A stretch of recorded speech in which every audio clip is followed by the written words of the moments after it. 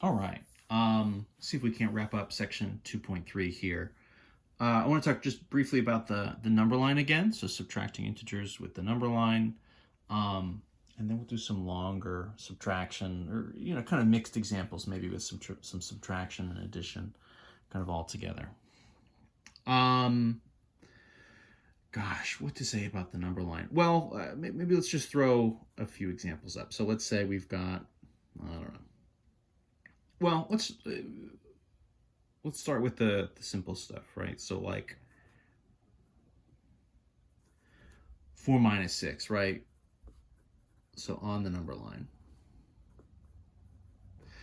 So in general, right, a negative value means move to the left, and subtraction also means move to the left. We could think of this as you're at 4, you're adding a negative 6. We can think of it as just subtracting 6. We got a bunch of different ways. So let's go, right? 1, 2, 3, 4, 5. So there's 5. So we're kind of starting at 4, right? And so we can think of this as minus 6, or we can think of it as adding a negative 6. Either way, what's going to happen is we're going to move to the left 6 digits. 1, 2, 3, 4, 5. So there's negative 5, right? So I've got positives and negatives. So all I'm going to do is shift, right, from my starting point, which is 4. I'm just going to shift to the left by 6. 1, 2, 3, 4 obviously gets me to 0. 5, 6 is here. And we can kind of see visually, right, the result is minus 2. What I'll say about this, again, I'm showing you number line stuff just as examples for how you can visualize this stuff. If you obviously don't need to do this if you don't like it. I just want to show you as many different sort of ways as possible. If you have a negative, so what if we had negative 4 and then we subtracted 6 away from it, right? So again, on the number line. One of the limits here with doing the online homework, in theory, there are homework problems that sort of say, do this subtraction on the number line. 2, 3, 4. So there's negative 5, 6, 7, 8, 9, negative 10. But because you're not submitting your work, right? You're not submitting your written out work to me for the homework. There's not really a way to verify, so it's a little silly. So for the homeworks, right, you can kind of use whichever method you would like. So now we're starting at negative 4 and we're moving 6 to the left, right? So 1, 2, 3. So negative 4 is here. And then it's the same movement, right? We're subtracting 6 here, which moved us 6 to the left. We're subtracting 6 here, move 6 to the left. So 1, 2, 3, 4, 5, 6. We end up directly at the negative 10, which is all kind of smooshed up there in the arrow. That could look better. It could look better. Well, I think the number line stuff, one limitation of it is when you start to get a lot of the double negatives going. So for example, we're at negative 4, minus negative 6, right? The book has a visual thing. If you're ever reading through the book, they do this visual thing with positives and negatives where they use these half circles, these semicircles that are colored differently. One color for positives, one for negatives, and you combine them, you get zeros. I think the method is very confusing, and you can run into similar kind of issues if you're talking about moving left and right on the number line, right? So in theory, a negative is a move to the left, but this is a negative of a negative. So you might say, well, do I move twice as far to the left? And the answer is, well, no, right? Or double negative, right? Again, the concept here is a double negative becomes a positive.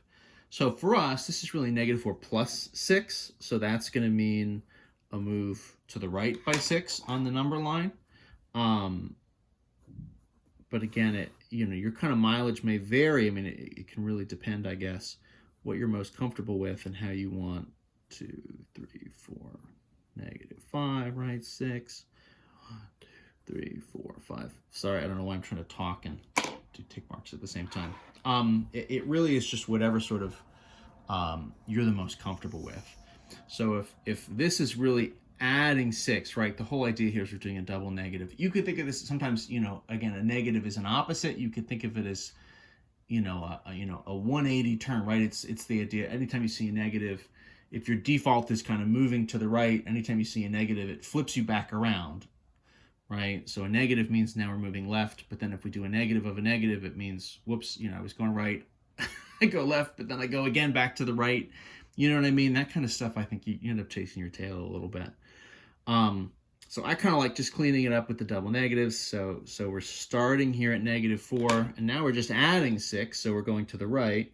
So 1, 2, 3, 4 gets us to 0, and then of course 5, 6 gets us to +2.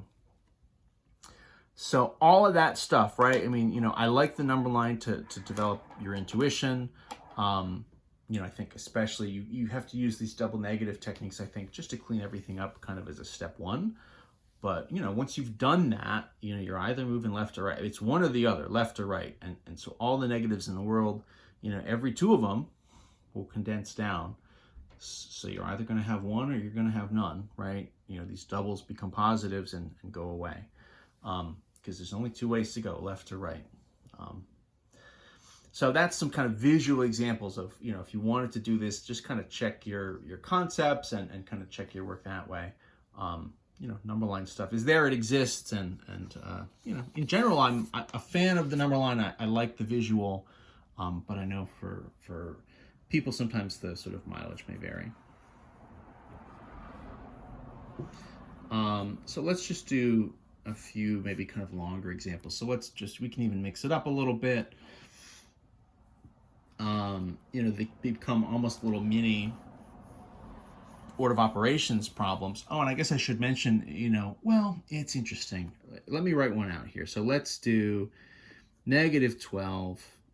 Let's subtract 5. Let's add,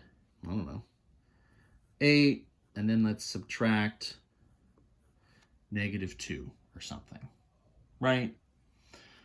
So this is interesting. This is a real mixture. If we go purely order of operations style, what that says is we should just move left to right and just do the operations as they come.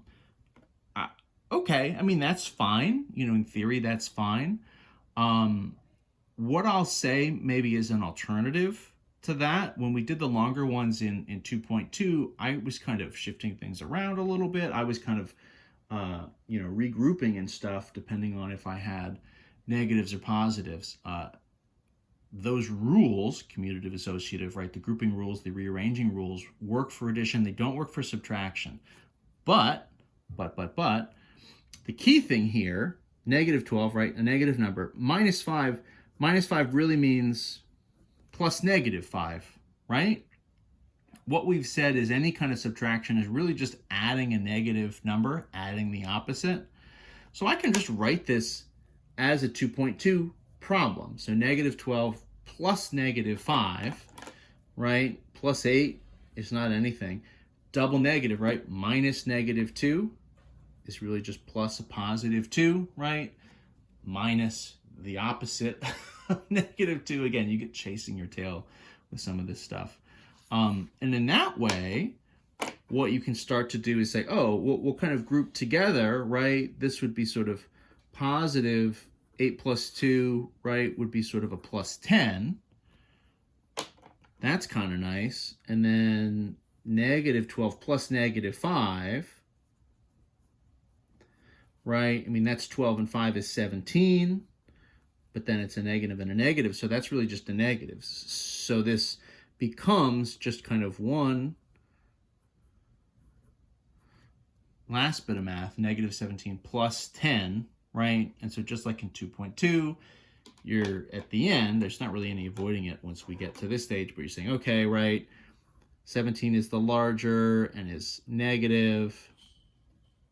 So our setup is actually 17 minus 10, right? The difference there is 7. The larger number was negative, so that means our result is -7. Right? So all I'm doing, you can kind of see here, maybe where some of this rewriting your subtraction as adding a negative. I think in particular, once these get to be a little bit longer, that's, I think, where it really becomes more clear that it's an advantage. Also, just in general with math, as we learn something new, if there's a way to kind of transform it into something we already know, that's good. In some sense, it means we're kind of learning less. We're learning less new stuff. We're learning, fewer things to sort of learn from scratch. We're really just building and learning new variations on things that we already know. In theory, that's a little bit easier. Let's do kind of one more longer one. What could we do here? Let's do 24 minus -6. Let's go plus -8. And then let's go minus, I don't know, 10? Something like that. Again, just trying to vary it up, just sort of trying to get as many different variations in here as I can. So let's clean this up. Let's make everything addition. So 24 is 24 minus -6, right? That really means adding 6. So that's cleaned up, right? Plus -8, that is kind of in the version we like. And then minus 10, we'll call that, right, adding a -10. This one, we don't really need to rearrange. Again, this was sort of not on purpose. I'm kind of just pulling these out of a hat. So the two positives here right up front, 24 and 6 would be 30, positive 30. Negatives here, -8 and -10, right? 8 and 10 is 18. Right, is a negative, so we'll just subtract. And then maybe here, this is one, 30 plus a -18. I mean, this is maybe something where we almost kind of reconvert to subtraction. This becomes for us just 30 minus 18, right? So in the same way we can convert a subtraction into sort of adding a negative number, if in the end we have a positive and we're adding a negative number that's smaller, I mean, this is a case where you're just saying, okay, this actually kind of becomes something that's maybe not too bad, right? Which would just be that difference between 30 and 18. We could stack it. I think those are small enough numbers. Probably you're yelling at the screen telling me already it's just a 12, right? So there we go. That's kind of the idea. I mean, this is a lot of how I would kind of do this on my own. So that's why I'm explaining it this way.